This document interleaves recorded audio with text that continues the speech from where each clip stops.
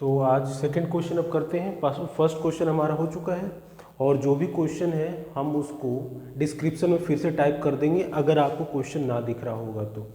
चलिए second question पे आते हैं। कह रहा है टू आइडेंटिकल चार्ज और इस चार्ज की वैल्यू क्या है plus q, each are kept at a distance r, small r पे दो चार्ज है हमारा, एक क्यू और दूसरा भी हमारा क्या है क्यू है, और इनके बीच का जो डिस्टेंस है दैट इज आर। अब यहाँ पे कह रहा है two identical charge are kept at a distance r, a third charge q, a third charge जिसकी वैल्यू क्या है small q, is placed on the line joining above two. इन दोनों को ज्वाइन करने वाली जो लाइन है ये जिनके बीच का डिस्टेंस स्मॉल आर है, इसी पे एक स्मॉल क्यू अमाउंट का चार्ज प्लेस किया गया है। ये जो क्यू और क्यू सिमिलर चार्ज है इनको मिलाने वाली जो लाइन है उसी पे एक थर्ड चार्ज जिसकी वैल्यू स्मॉल क्यू है प्लेस किया गया है, placed on the line joining above the two charges such that all the three charges remains in equilibrium, जिससे कि ये तीनों जो है वो हमारे इक्विलिब्रियम में होते हैं। तो अब यहाँ से पूछ रहा such that all the three charge remains equilibrium, what is the magnitude, sign and position of charge. तो यहाँ पे हम शुरू करते हैं। तो पहली चीज यहाँ पे देखेंगे कैसे क्या हमेशा फोर्स जो होता है दो चार्जेस के बीच में लगता है। तो पहले हम देखते हैं इनके बीच लगने वाला फोर्स और इनके बीच लगने वाला फोर्स। क्यों हम देखेंगे, क्योंकि यहाँ पे कर रिमेन्स इन इक्विलिब्रियम, हमें यहाँ पे एक पॉइंट दे रखा है रिमेन्स इन इक्विलिब्रियम। अगर ये इक्विलिब्रियम में है इसका मतलब कि इसके द्वारा इस पे लगाया गया फोर्स और इसके द्वारा इस पे लगाया गया फोर्स, दोनों की वैल्यू इक्वल होगी और डायरेक्शन क्या होगा अपोजिट। कहने का मतलब है अगर ये स्मॉल क्यू अमाउंट का चार्ज है तो इस पे इस कैपिटल क्यू के द्वारा लगाया गया फोर्स सपोज इधर है F1, इसी तरीके से इसके द्वारा लगाया गया फोर्स इधर होगा। तो इन दोनों की वैल्यू इक्वल होना चाहिए, but direction should be F1 should be F2 in which manner, only in magnitude, but its direction F1 and F2 should be in opposite direction, but same magnitude। भाई ये तभी तो इक्विलिब्रियम में रहेगा अगर इसके द्वारा इस पे लगाया गया फोर्स ज़्यादा होगा। तो इसको इधर या इधर मान लो, दोनों को हमने अज्यूम किया है कि यहाँ पे इसके द्वारा फोर्स जो है अगर ज़्यादा लगाया जाएगा और इसके द्वारा इस पे कम लगाया जाएगा तो जाहिर सी बात है ये इसकी तरफ भागेगा या फिर ये जिस डायरेक्शन में फोर्स लगाए उधर भागेगा। तो इक्विलिब्रियम में होने के लिए इसके द्वारा, अच्छा इसका नेचर क्या होगा ये कैसे पता होगा देख लेते हैं इसको, लेकिन पहले इसको सॉल्व करते हैं।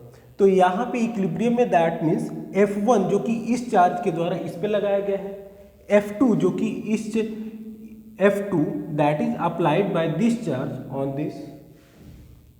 तो इस केस में हमारा जो होगा वो इक्वल होना चाहिए फोर्स, बट डायरेक्शन क्या होगा अपोजिट होगा। That means F1 equals to F2। अच्छा अब यहाँ पे हमें नहीं पता ये मिड में रखेंगे कहाँ रखेंगे, तो हमने क्या कर लिया एक डिस्टेंस ले लिया यहाँ से x,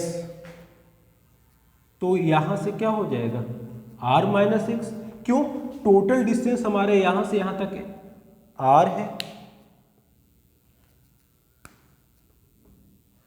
अगर इतना डिस्टेंस हमने x ले लिया तो कितना बचेगा, टोटल में से हम x को सब्ट्रैक्ट कर लेंगे, that means r minus x.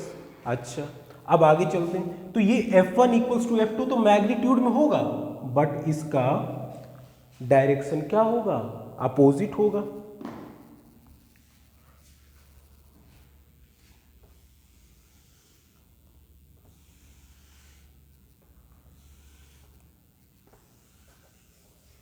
अच्छा, तो F1 और F2 की वैल्यू क्या होती है हमें पता है, इलेक्ट्रोस्टैटिक फोर्स की वैल्यू। F1 जो है हमारा फोर्स, अच्छा इसका मान लिया हमने ये पोजीशन A है, this is position C and this is position B। ये A B C इसको और क्लियरली मेंशन कर देते हैं, position A, position B, position C।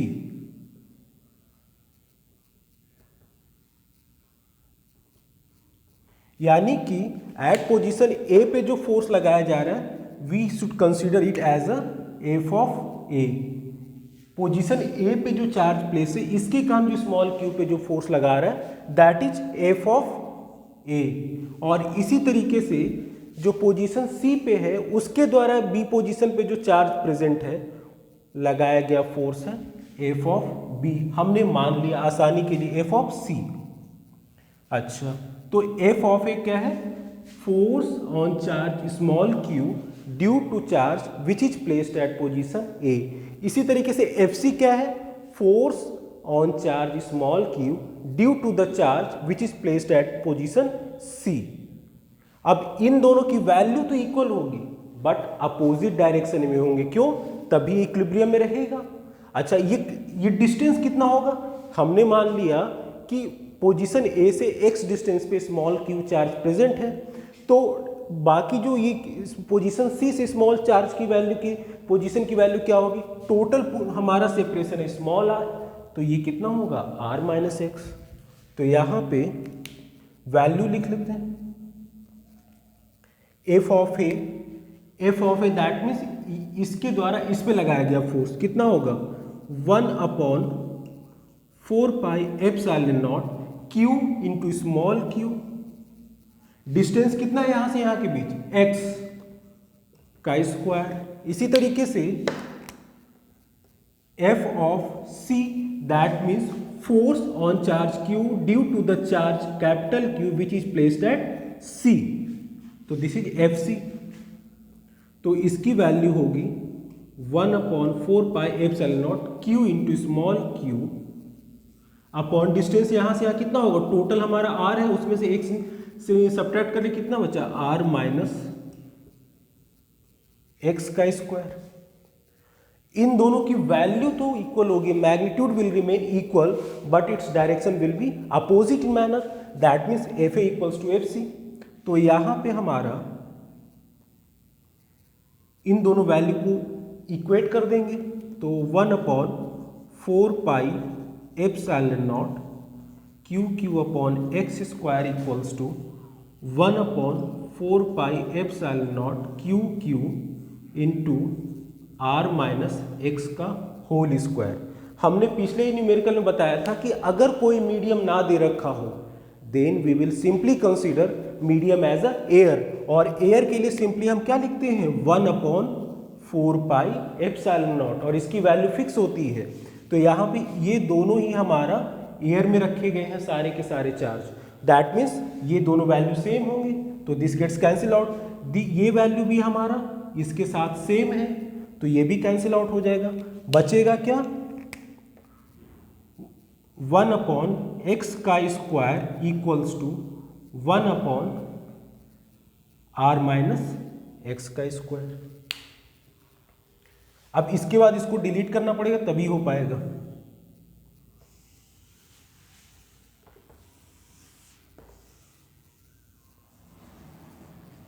तो यहां से ये हमारा 1/x का square equals to 1/r minus x का स्क्वायर।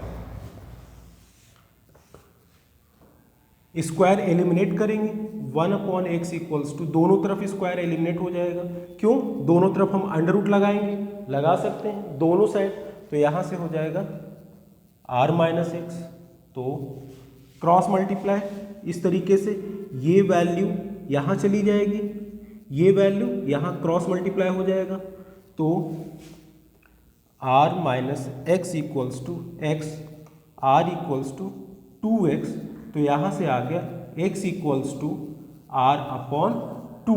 यानी कि अगर हम इन दोनों के बीच में middle of the line that is joining between this two position A and C, इसके बीच में बीचों बीच दैट मीन्स r/2 पोजीशन पे रखेंगे तो this charge will be in equilibrium. Next question पे आते हैं, सेकेंड पार्ट पे।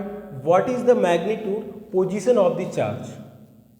पोजीशन हमने निकाल लिया। अब इस चार्ज का ये जो हमने खुद से अज्यूम किया था या फिर दे रखा था स्मॉल q, इसकी वैल्यू इन दोनों में के टर्म में क्या होगी, ये तो हमने पोजीशन निकाल लिया कि इस पोजीशन पे रखेंगे तो ये हमारे इक्विलिब्रियम में रहेगा। लेकिन अब इसका मैग्नीट्यूड और नेचर फाइंड करना है।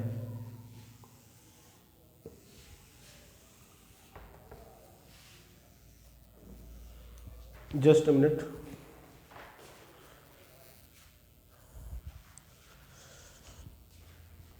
तो अब हम आते हैं यहाँ पे, तो ये हमारा पता चल गया कि हमने ये जो x है इसकी वैल्यू r/2 है।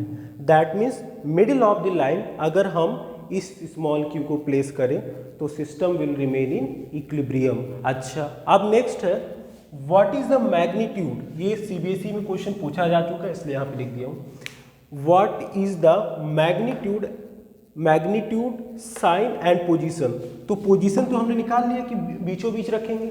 अच्छा, साइन एंड मैग्नीट्यूड, इस चार्ज का साइन क्या होगा और पोजीशन तो हमने निकाल लिया, और मैग्नीट्यूड क्या होगा, इस क्यू की वैल्यू क्या होगी, ये हमें निकालना है।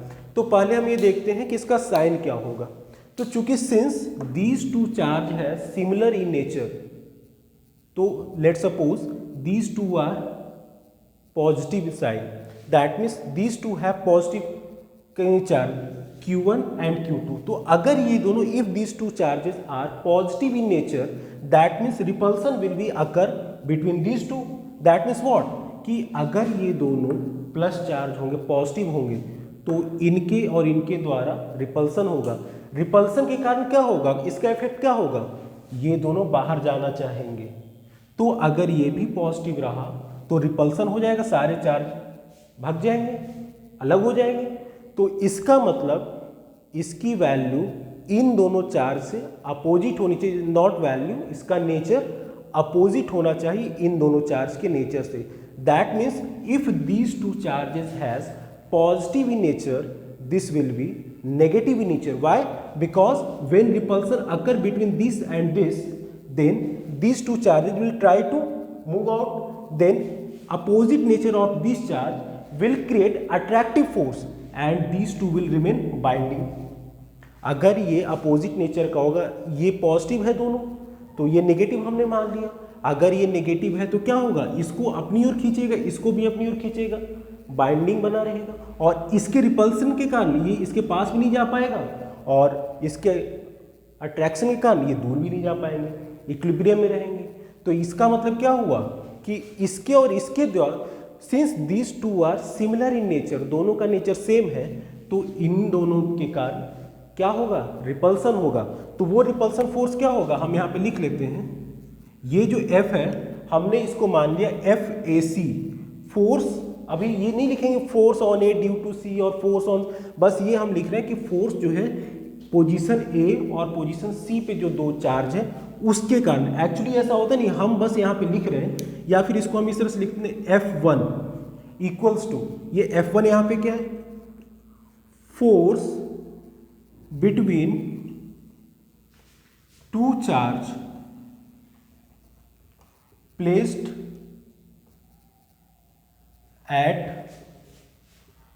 Eight point A and point C।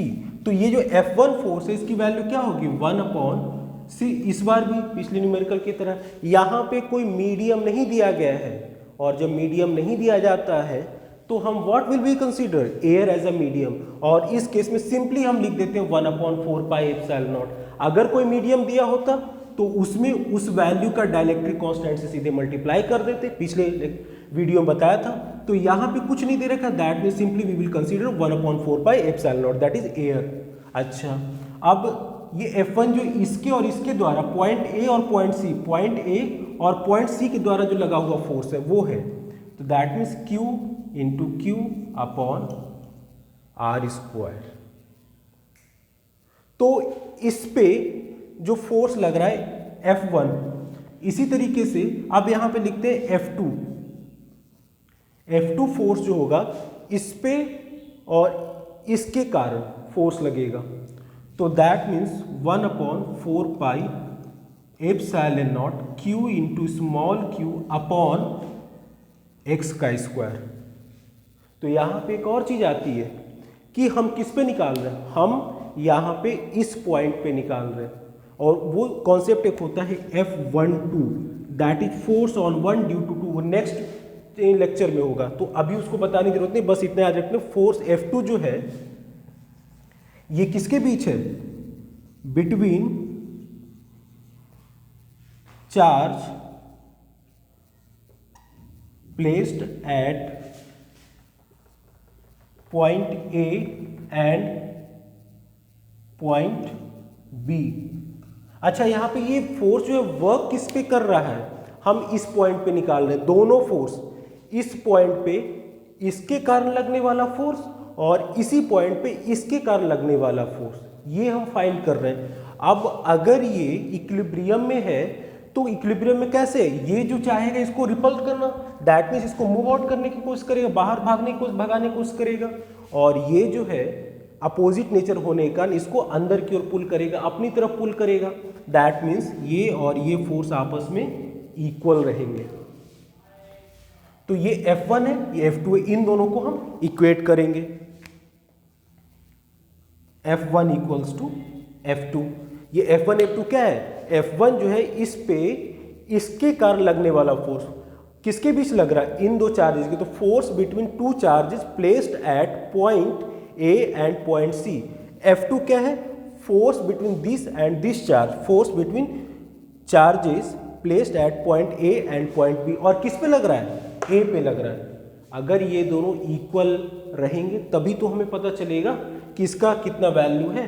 तो अब इन दोनों को हमने इक्वल कर दिया, क्यों, क्योंकि इस पे इसके कारण लगने वाला जो रिपल्सिव फोर्स था वो इसको बाहर भगा रहा था, लेकिन चूंकि system is in equilibrium, that means कि इसके कारण जो लगने वाला फोर्स है इसको अंदर की ओर लेके आ रहा है, और अंदर एक चार्ज दूसरे को रिपल कर रहा है, दूसरा जो है अट्रैक्ट कर रहा है, अपनी ओर खींच रहा है। कब होगा, जब इसका नेचर अपोजिट होगा, और वैल्यू क्या होगी, इसके इक्वल होगी, इसके कारण लगने वाला फोर्स और इसके कारण इस पे लगने वाला फोर्स, दोनों की वैल्यू इक्वल होगी, इसलिए हमने इक्विलिब्रियम इक्वल कर दिया, दे रखा है इक्विलिब्रियम, इसलिए वैल्यू इक्वल किया, ये भी आप मान लो। नेक्स्ट, तो आगे चलते हैं, ये सब डिलीट करते हैं। फिर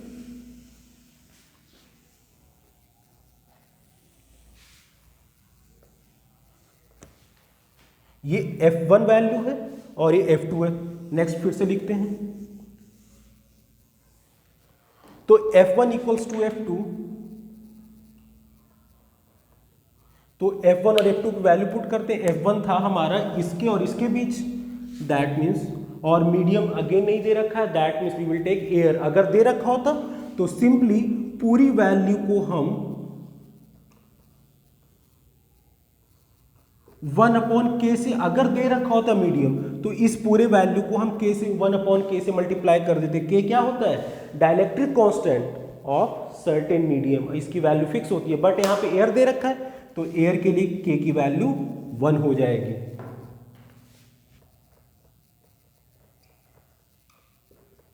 अब F2 क्या था, इसके और इसके बीच लगने वाला फोर्स, किस पे, इस पे, तो Q into small q upon x का स्क्वायर, ये पूरी वैल्यू कैंसिल आउट हो जाएगी इससे, ये एक Q से कैंसिल आउट हो जाएगा, तो यहां पे बचेगा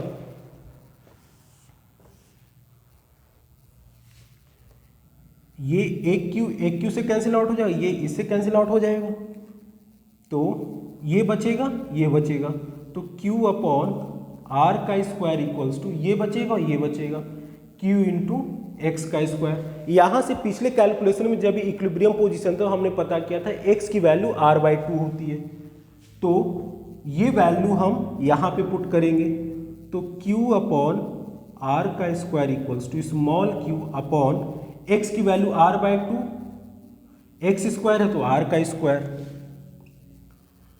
तो यहाँ से q अपॉन r का square equals to small q upon r square upon 4, q upon r square, ये 4 ऊपर मल्टीप्लाई हो जाएगा,